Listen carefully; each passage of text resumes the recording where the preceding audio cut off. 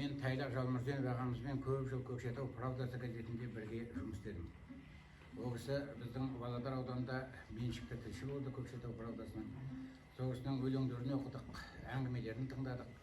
Жарықтық екі сөзге бірдей, екі тілге бірдей. Орысша қалай сөйлесе, қазақшада солай сөйлейтін, комсомолдың мектебін бітірген.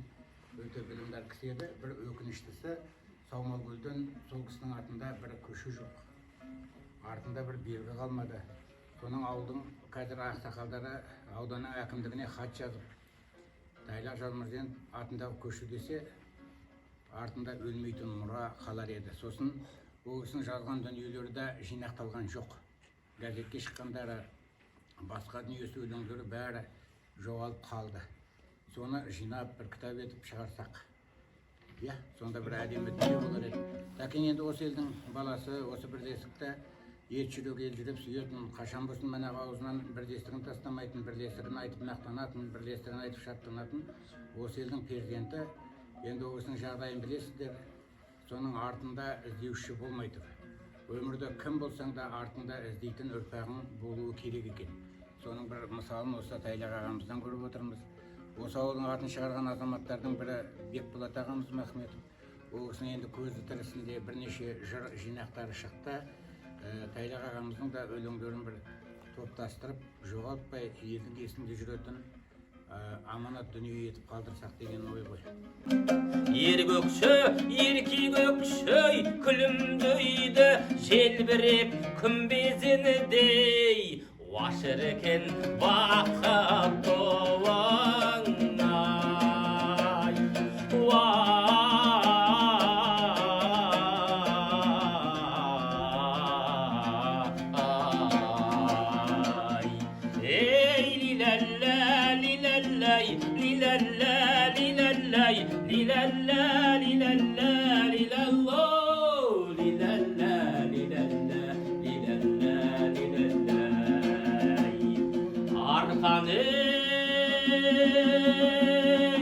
Асау туған ардагері, кім сүйіп, кім жырламыз көкшесені. Суың бал, шөбің шүйгін, қойның арыз, жиқанда бағың арытақ. Уашыркен сен бір серің вай,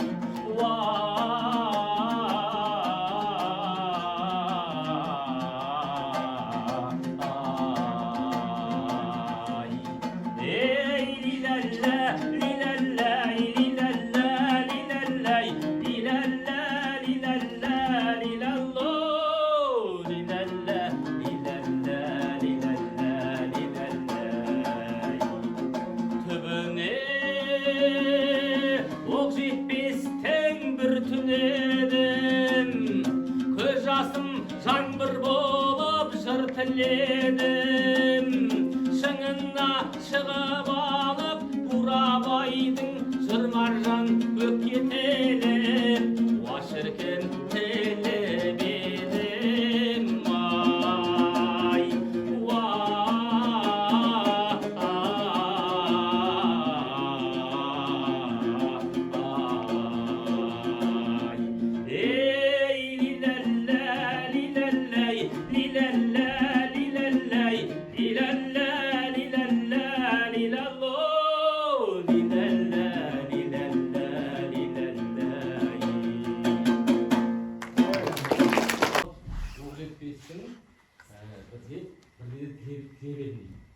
сол жақсылардың ұрпақтары міне кешегі Айыртау алыстар деп Жұмабай Бейсекеев айтқандай, Айыртау алыптарының ұрпақтары осы сіздермен Айдың қаны әлі қызбай тұр. Олар күндіз емес, түнде айғайлайды. Ал енді ән тыңдадық, енді бір жыр тыңдасақ жастарға. Майра Қуанышқызы деген қазақтың қазіргі үлкен ақындарының бірі бір өлеңін оқып берсе. Бір ән айтып, жыр оқып, мына елдің рухын көтеріп кетейік деп келдік. Сіздер жасай беріңіздер, ауылда жақсы көз дейді ғой қазақ. Жақсы көз мына өздеріңіз сіздер, осында отырған ұстаздар, мектеп басшылығы, мінекей бәрі ағартушылар, осы елдің, халықтың жалпы көзін ашуға, осы балапандарымыздың, осы артымыздан өсіп келе жатқан ұрпағымыздың ертең бір елдің тұтқасын ұстайтын мықты азаматтар болуына үлкен күш салып жатырсыздар. Сіздер ақсақалдар, аталарымыз, сіздердің осы отырған туыстарыңыздың өзі бір елдің ішінде осы балаларымызға бір үлкен қамқорлық. Сіздердің аман есен осылай отыра беріңіздер әрдайым. Енді мен сіздерге осы елге келінмін, негізі жаңа айтып жатыр ғой, Қарақамыс ауылы деп жатыр. Сіздерге де келінмін, жалпы өзім Жетісудың қызымын. Көкшетауға келдім дейсің. Иә, Көкшетауға келінмін жалпы. Енді осы мақсат, осы Сәрсенбай бауырымыз осындай ұсыныс айтып, осы елмен жаңағы рухани байланысты кешегі сал-серілердің мектебін, дәстүрін үзбеу мақсатында бір ел аралайық, елмен жүздесейік деген кезде мен қуана қабылдап, мінеки осындай бір бар жұмысымызды да тастап дейді ғой, міне арасында да қызмет арасында осындай өздеріңізге көңіл бөлуге, сіздермен жүздесуге келіп қалдық. Енді ақын болған соң, ақын деген енді жүректі жарып шығатын өлеңдер болады адамның бір. Сондай бір осы Көкшетауға келген мақсатым, келген кезімде бір ең алғашқы келген бір өлеңімді оқып берейін. Сіздерге танысу мақсаты болсын бір жағы. Сіздермен сәлемдесу болсын. Алматының апорты деген бір қызық бір өлеңімді оқып берейін. Енді Алматының қызы, Жетісудың қызы деп жатырсыздар ғой. Базар маңы баяу еді жүрісім, жұрт әйтеуір бітіріп жүр жұмысын. Қайдан келді, қайдан сездім япырмай Алматының апортының иісін. Апорт дедім, қуанып сол алманың иісі ғой бұланы. Қызыл шырайлы екен сатушы, бір келсін өлшеп берді құбалып. Таңдап апорттардың ірісін, иіскеп ашылған айтынысым. Базар толы Қырғыз бенен Қытайдың алмасына қараған күн. Құрысын, алма бар ма, апортыма жететін, күндер қайда, жеміс жеумен өтетін. Алматым-ай, алмасымен аяулы, сағындым ғой алмалардың бекетін. Көкше жаққа келдіңдер бе домалап, көзің тояр алмаларға қарабақ. Жетісудың сәлем дәмін әкеліп тұрсыңдар ма, моп-момақан болағап. Қоқыс иісі мүңкіп тұрған базардың, сәні болған, мәні болған ажарлым. Қадірлесем қасиетін алманың, отанымның өнімі деп жазармын. Бал шырыны таңдайыма тамғасын, сағынасың балалығың қалғасын. Суық шаққа келдіңдер-ау үлбіреп, мен тоңайын, алмаларым тоңбасын. О алмалар, толар мекен уысым, жүрегімнің тоңызғары жібісін. Аялайын, алақанға салып ап, Алматымнан әкелдіңдер дейсін.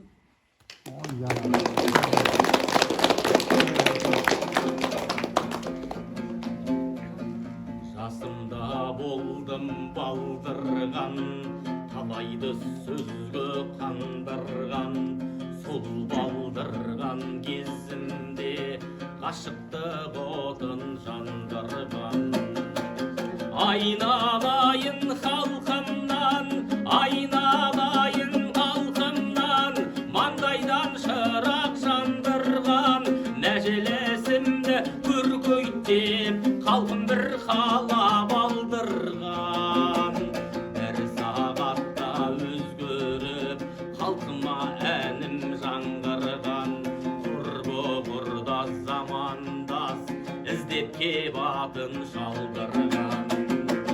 Сүмбіленің бұлтындай, сүмбіленің бұлтындай, сөзім бір жиі жаңбырдан. Алпысқа келіп ән салып, атын бір қойдым қалдырған. Сарарқаны сайраңдап, жалмен жая жебедім. Қартайғанда дүние-ай, қайдасың ыбырай демедің. Қызығың дүние өткен күн, қызығың дүние өткен күн, кейінгі қуып жеткен күн. Байланбаған асаудай, сырт айналып тепкен күн. Ерген жастар батамды, сендерге тізгін көшкен күн. кәрілер бесік тербетіп, жастары гүлдеп өскен күн. Жасымда жүрдім қандай боп, жасымда жүрдім қандай боп, күмістен соққан сымдай боп, болам ба деген ой бар ма, аппақ құшынақ шалдай боп. Алпысқа келдім жамағат, шықпады ешбір жаманат, қалдырғанды тапсырдым, сұраған саған аманат. Егигай, егигай, егигай, егигай, егигай, егигай, егигай, егигай, егигай, егигай, егигай,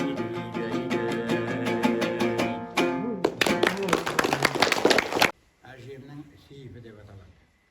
Сол кітаптың ішінде мен қазақ халқының сан ғасыр бойы жалғасып келе жатқан, бүгінгі күні ұмытылуға таяу қалған салт дәстүр, әдет ғұрыптарын жаздым.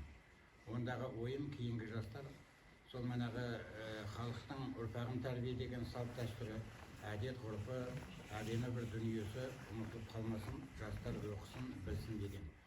Мысалы, баяғыда ертеректе бәріміз көрдік, осы сіздің ауылдың отанында, біздің ауылдың отанында әжелеріміз бір баланы арқалап, бір баланы жетектеп, кимешегін киіп, әдемі болып кетіп бара жататын. Сол манағы соның түпкі мәні не деген сөз. Мысалы, әжелер сол балаларын, кішкентай немерелерін, шөберелерін неге арқалап жүрді? Сонда әженің артымнан ұрпағым ерсін деген тілегі екен. Менің артымнан ұрпағым ерсін деп, сол балаларын арқалап жүріпті. Артымнан ұрпақ ерсін. Енді мұның ішінде ауылдың иті деген бір әңгіме бар.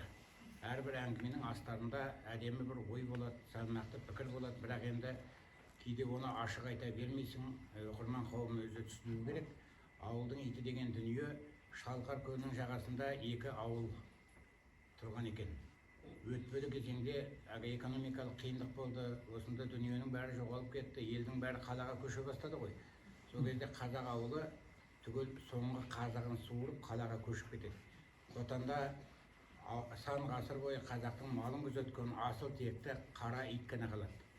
Қара ит ел көшіп кеткеннен кейін шықаншылап күресіндегі манағы сүйек саяқты теріні жеп күн көреді. Күндердің бір күнінде керемет ақ боран соғады да адасып кетеді. Адасып кетіп қалаға кіреді әлгі ит. Содан бір кезде көзін ашып қараса, 3 қабатты үйдің жанында тұрып есін жинайды. Терезеде қол басындай ғана әппақ жүні үлпілдеген, қарғыбауын алтыннан істеген күшік кішкентай ит даладан келген сіңіріне сүйеніп, сіңірі үзілуге жақын тұрған ауылдың итіне мүсіркеп қарап тұр дейді.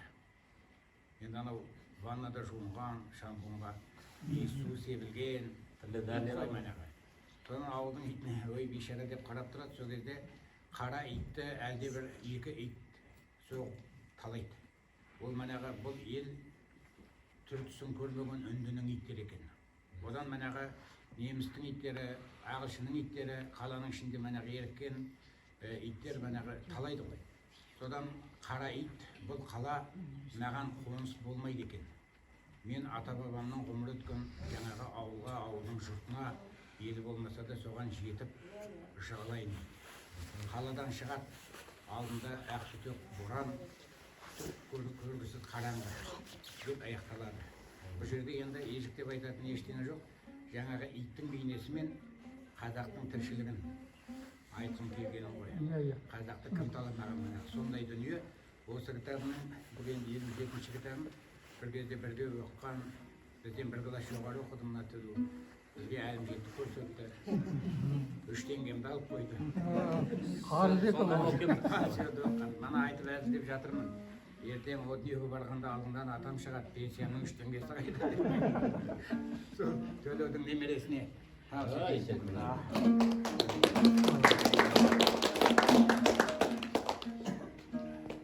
Енді мынау ауылға келгеннен кейін біз осындай ауылмен жолыққанда, ел халқымен жолыққанда, өзіміз елдің ауылдың баласы болғаннан кейін бір қуанып отырасың, көкірегің көтеруі жаңа айтқандай, қалада тұрғанмен, анау бір өлең бар ғой, қалада тұрғанменен ауылдың баласымды. Сол елдің бауырларына, елдің халқына деген көңілім ерекше отырады. осы ауылда мектепте жаңа домбыра тартады деген балаларды естіп қалып қуандым. Сол балалар осы жерде бір ағайын туысқанның ішінде бір өнерлерін көрсетсе ғой, қалай болады екен деген. Тамаша болады, тамаша болады. Тамаша ғой, бар ма сізде балалар? Домбыра тартып ән айтатындар бар ма? Әсет шықсайшы.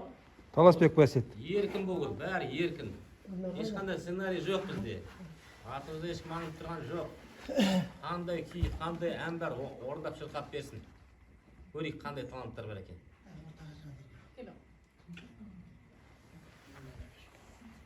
Отыр емес, ештеңе етпейді. Не? Жоқ, мына отырған кезінде келе ғана видеоға түсіреді, келе. Отыр. Бекболат Махмет деген Иә. ағамыз болған, сол кісінің бір шумақ өлеңі бар. Тудырған жазы бимен Орынбайды, Шырқынайды, иә. Мәккулеп ан салдырған ыбырайды. Әр қатам Сұлтанмұрат асқан әнші, ондай жандар енді қазір табылмайды. Енді сол қазіргі заманда болмасаң да ұқсаптақ деп, Өте дұрыс, аха. иә, ол кішкене айтыс, неге аудандық айтысқа қатысқан, сол айтып отырмын, ана өзін таныстырған жерін кішкене айтып кетсе деп. Дұрыс, аха. Сол айтысты айттың ғой, иә? Алтындай.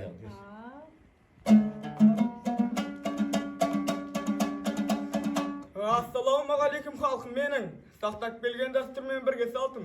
Қарауылы алғын әргіннің руы менің, құшақ жайған хантайым елім менің. Өді.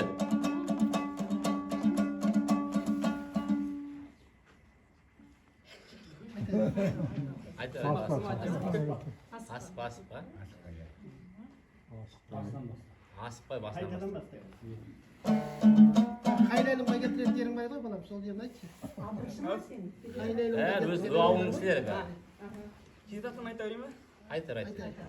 Менің әкем Мұхтар ғой, Таласбектің баласы, әкесі оның Қайыржан. Әміре ақын баласы, Хайлайлым. Келесісі Сұлтанмұрат, Қода шебер баласы, жетіншісі жау жүрек. Таскемір ата болады, Хайлайлым.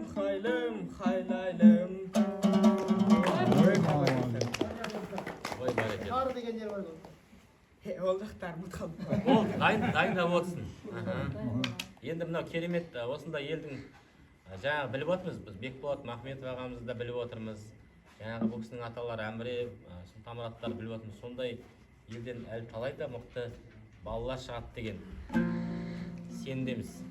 Енді мынау келесі сіздерге Майраның өлеңінің алдында бір ән айтып берейін. Ол Кәкімбек Салықтың сөзіне жазылған жақсы келді сейіліс деген жазғанда. Алматыда бұндай қысқаша әңгіме айтып берейін. Алматыға бардық. Кәкімбек Салықтың атына көше берілетін болды. 90 жылдығы ма, 100 жылдығы ма, ұмытып қалдым. 95 жылдығы ма, сонда Алматыға барсақ, Көкшетауды енді желесіміз деп барыппыз ғой біз өзінше. Сөйтсек, мына жақтан солтүстік Қазақстан келіп тұр, Петропавл облысының әкімшілігі келіп тұр. Кәкімбек Салықтың туған жері Шал-ақын ауданы еңбек деп, мен оны осы маңайда жүрмін ғой, енді бала жастауым. Сөйтіп Петропавл әкімшілігі құттықтайды.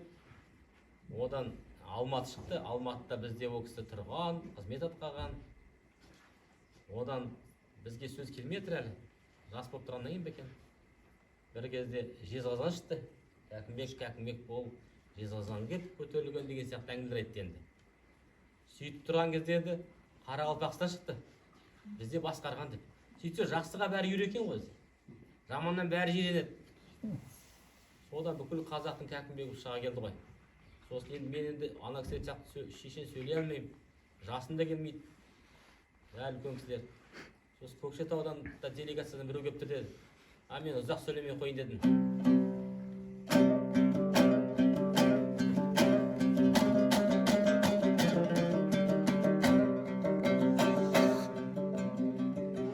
Жезқанат күміс бауыр киік көрдім. Дәрігі солма берсін күйік шердің.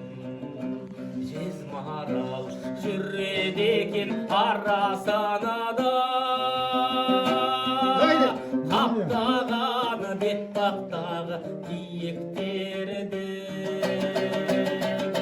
жезгиік біздің жаққа қалай келдің жолымды текегесіп жанай бердің адамның көздерінде екі көзің япырым-ау дәтім шыдап қалай көрдім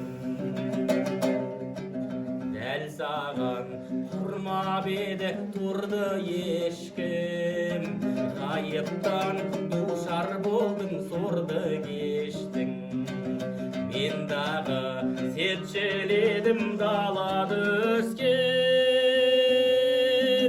сен дағы жалтармадың сорды кештің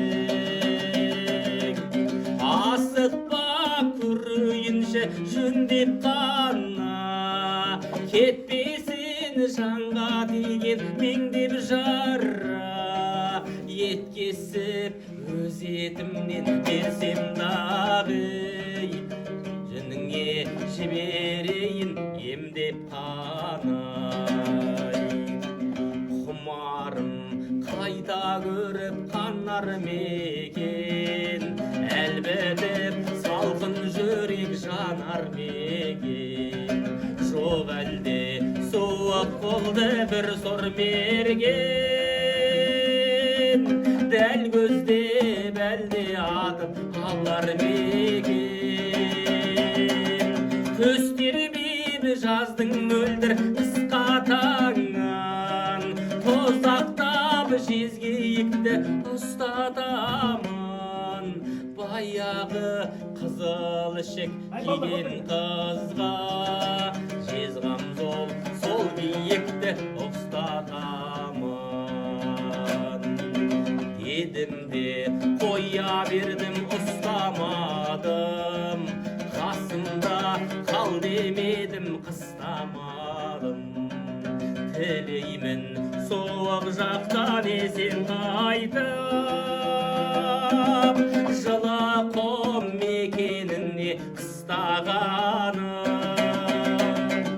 солауда адам жаны қимайды екен беймезгіл еске түссе қинайды екен жезгиік сен аңсаған кездерімде мен мына кең далаға сыймай кетем жезгиік сен аңсаған кездерімде мен мына кең далаға сыймай кетем сонда байкал ағамыздың мынандай бір әңгімесін естігенмін қалай болды қазір өзі айтып береді бір күні бір кісі дейді қымыз деп жүрді көкшетау маңайында сөйтіп өтіп баратып ана жерде құдайберді деген ақын бар сол кісінің қымыз сатады екен сонда әлгі кісі өтіп барады дейді мына кісіні танымай қалдың енді аға деп айтады дейді ана құдайберді қымыз сатады дейді ғой иә деп иә сатады депті сосын ол кісі қымызға су қоспай ма деп айтты әлгі кісі сонда байкал аға айтты дейді жоқ қымызға су қоспайды ол суға қымыз қосады деп айтты сол олай ғой ма дағы өзгертпей өсіп келе жатқан бозбалалар өрендер иә осы ауылдың азаматтары болашақ ұрпақ жалғастырушылар балалар міне көрдіңіздер ме мынау сәрсенбай деген ағаларың осы өңірдің тумасы кешегі біржан сал аталарым иә үкілі ыбырай балуан шолақ ақан сері міне сол кісілердің әндерін орындайды оны жай ғана орындап қана қоймайды оның тарихын зерттейді елдің ішінде қалай шыққанын қалай өмірге келгенін иә соның барлығын зерттеп мінекей қаншама кітаптар зерттеу жұмыстарын жасайды қай ауылға барса да мүмкін бір ауылда жаңағы сарғайған дәптер қалған шығар ескі бір мәлімет қалған шығар деп мінекей сондай жинақтап жүреді қай ауылға барса да міне көп жылдан асты бұл кісінің зерттеу жұмыстарымен мына өнер саласындағы әндерді зерттеп жүргеніне өзі өнер зерттеушісі дәстүрлі әнші және де орындаушы тарихшы деуге де болады бұл кісінің иә шыңғыс ханшы деп қосып қойсайшы академик деп қой кітапты да көп оқиды өзі мінекей Бұл міне өздерің сияқты осындай қарапайым ғана мектепте білім алып, аядай ғана ауылда туып, өздерің сияқты осындай ұстаздардың, мінекей осындай ағаларыңның, осындай аталарыңның батасын алып өскен бала, мінекей бүгін үлкен кәдімгі бір елдің мәдениетіне, руханиятына, әдебиетіне, әніне, өнеріне ие болатын азамат болып отыр.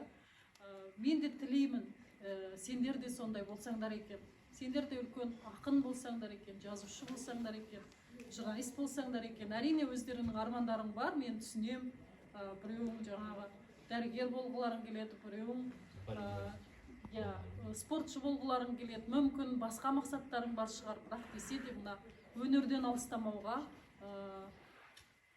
әдебиеттен алыстамауға, соны білуге, жалпы өзінің тарихын білу керек, балалар. Өзінің елінің тарихын, өзінің өсіп атқан, өзінің ауылының кімдер шыққан, қандай жақсылар шыққан ауылдан, соның барын білуге мінекей балалар міндеттісіңдер. Сондықтан қадамдарыңа нұр тілеймін. Осы ағаларың сияқты мінекей Байқал ағадан мықты ағамыз, біздің алдымызда жүрген біздің ұстаздарымыз, осы кісілердің тәлім тәрбиесін алып, мінекей бізде қалам ұстап жүрміз. Сондықтан осы Байқал аға сияқты үлкен жазушы болсаңдар екен, ақын болсаңдар екен. Енді мен Сәрсенбай айтып жатыр, мен басқа өлең дайындап қойған жаңа, бірақ Көкшетау дегесін енді намысқа тырысып отыр ғой. Енді жігіттің намысын таптамайын деп, енді мынау Қопа деген, мынау Көкшетауда Қопа деген көл бар, білесіздер атақты.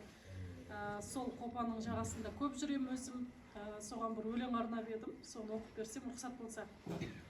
Қопа сыр, қопа жұмбақ, қопа жүрек, жел тұрса, толқындарың жатады деп, көкшеде күн қызарып, көл шетіне дейді жұрт дөңгеленіп батады деп.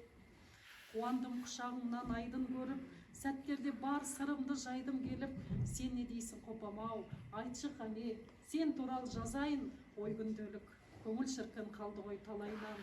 Бақыттың құры қалдым орайынан, сылдырайсың, бірде сен сыңғырлайсың, о дариғай, тіліңді қалай ұғам, толқындарың барады қайдасыға, түнді айтарсың сырыңды айға сірә, біз сені көл дейміз ғой, көл дегенім, ай мен күннің жердегі айнасы ма, бұйырған тағдырлардың тұрқы бөтен, біреулерге біздің хәл күлкі екен, менен шаттық қуаныш бәрі кетіп, сенен неге аққулар үркеді екен, мен де бәлкім бір күн шырайланам, кейде өмірін қолымен құрайды адам, мені қойшы ал сенің тұнығыңды мөлдіріңді сонда кім лайлаған, неге сонша шулайды шағалалар, солар мәлде өзіңе пана болар, жұдырықтай құстарға жақындасам, не айтады, сен жайлы маған олар, берер едім қайтарып шаттығыңды, мен қосайын ендеше ақтығынды, бірі келіп жағаңа, бірі кетер, сен күтерсің аққуымды.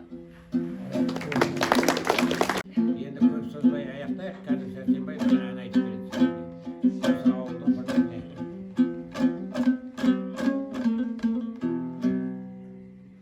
Иран Тасқара деп аталатын үлкен бір тұлға бар Көкшетауда. Сол кісінің осындай елге барғанда Иран сал деп құрметтеймін ұстазым деп. Сол кісінің осындай елдің ықыласын көргенде, пейілін көрген кезде шығарған елге бар, елге барсаң демаласың, тамсанасың деген бір керемет әні бар. Сол елге барды осы елге келгенде айтып бересіздер, қабылыңыздар.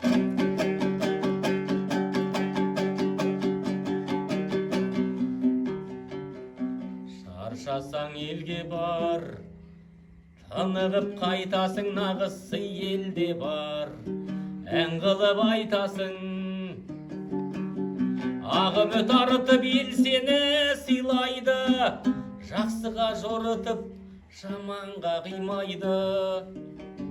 Адамды сыйлайды іштартар олығып, санаңа құйылар даналық ұлылық. Тартқызар үлесін үйіне кіргенде, қадірін білесің, алыста жүргенде.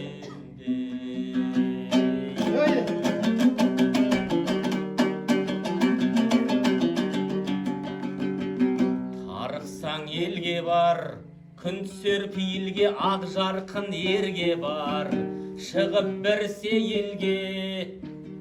Ел көрке азамат қарсы алар ісімен, кездессең ғаламат бір жақсы кісімен. Көтеріп еңсеңді көңілің самғайды, ұшырса ел сені қанатың талмайды. Ел алтын бесігім дей берем досыма, жаралсаң ел үшін мінезі осындай. Ел алтын бесігім дей берем досыма, жаралсаң ел үшін мінезі